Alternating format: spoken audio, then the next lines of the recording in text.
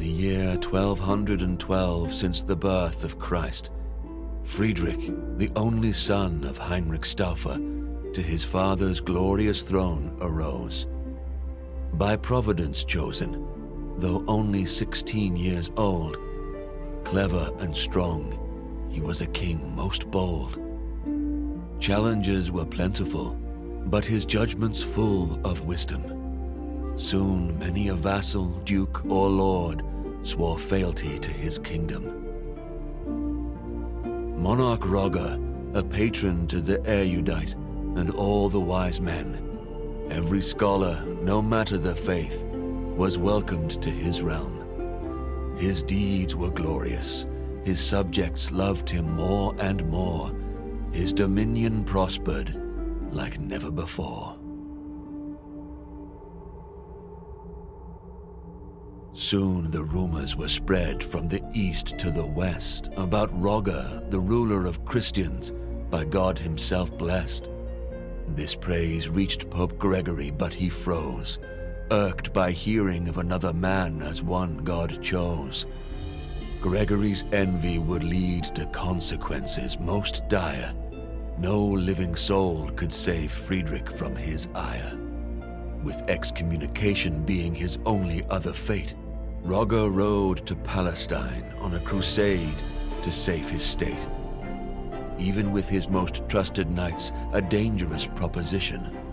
Journey long, perilous and exhausting, a truly risky mission.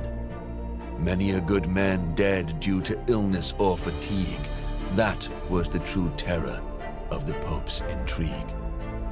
One day a desert storm came, raged and refused to wane, threatening to end both their lives and the campaign.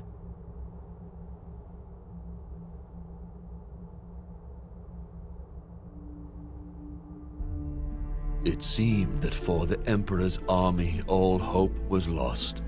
Sentries were ordered to find shelter, no matter the cost. At the last moment, the group's scouts spotted a cave. Though ominous and sinister, they must choose to be brave. Roger's men entered the grotto with uneasy feel, making camp in surroundings that were most unreal. Days went by, the storm unwavering, no sign it would clear. Friedrich and his chosen explored their shelter without fear.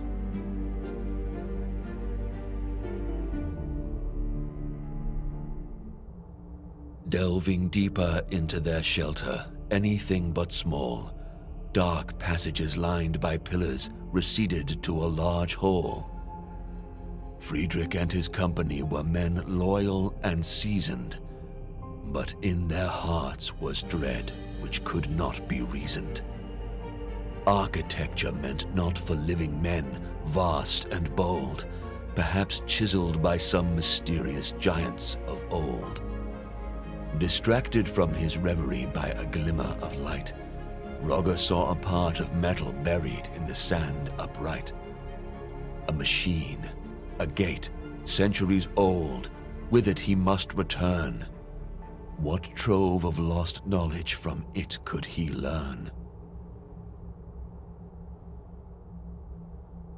Friedrich, albeit short on time, researched that device.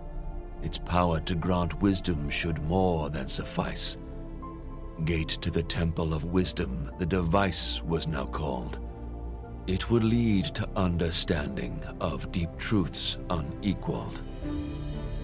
In much higher spirits, knights loaded the gate on the caravan, and once again their journey, their crusade has began.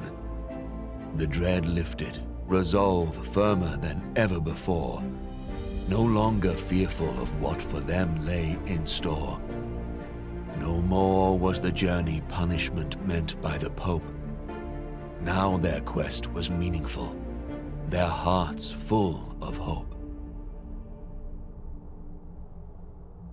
In the end, Roger gained control of Jerusalem without blood spilt, opened the Holy Land to pilgrims again, defensive walls rebuilt. City's crown rested on emperor's noble head. With wise Sultan Al-Kamil he shared his bread. People sang only praise for their emperor once again. With glory and magnificence he continued his reign. Through the gate to the Temple of Wisdom, Friedrich often went. To learn its secrets, to further knowledge was his lustrous intent. He worked closely with those most loyal, those he chose. Thus, a new order of knights noble, order of justice, arose. Emperor Friedrich, always at their point, titled Grand Master, felt he did enough to sate Pope's anger, averted disaster.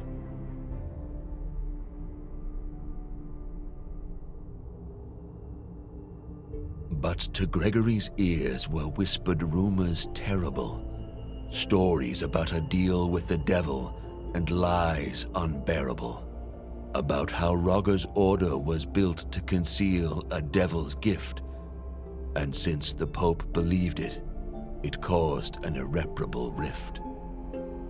Not long before the Emperor was excommunicated, by all the people of faith, he was to be isolated. Residents of Jerusalem, who just a year ago called him their savior, now cast him out, the Pope to blame for this behavior. The Emperor by this iniquity was aback taken. All the Pope's intrigues left him quite shaken. When he finally retreated to Italy and his throne, he lived for his order of justice and his land alone.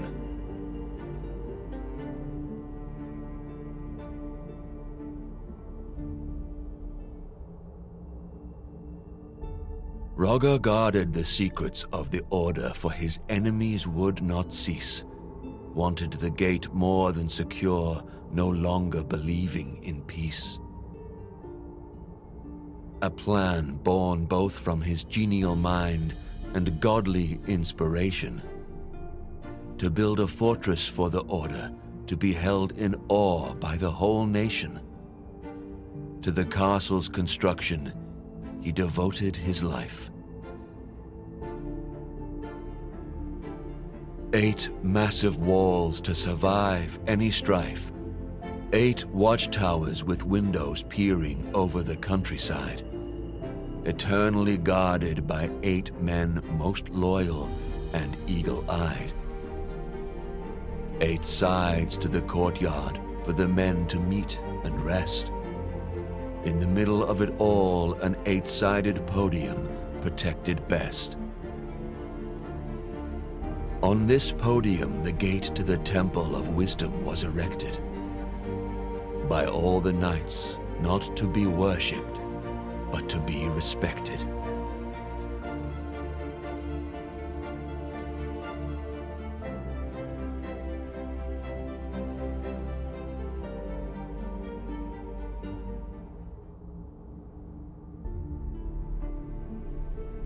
So it was created, for both the lost and the wise it did shine. Templum Justitia, the temple of justice, the castle, the shrine. It was quarters of the order by the wise Placentinus foretold. Inside were troves of wisdom and power, more precious than gold.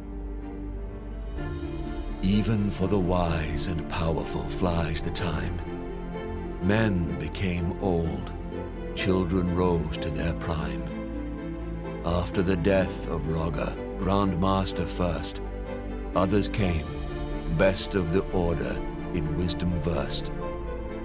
One after another silent, hidden, but each of virtue measure, the gate to the temple of wisdom, always their treasure.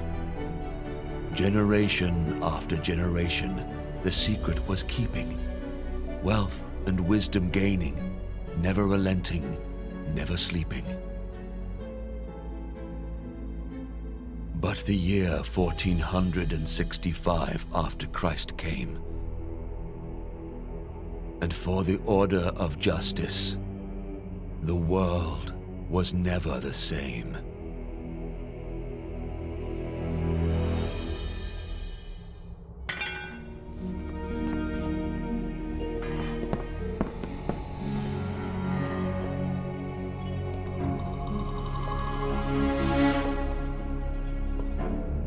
There he is! Look up! In the window, across the room!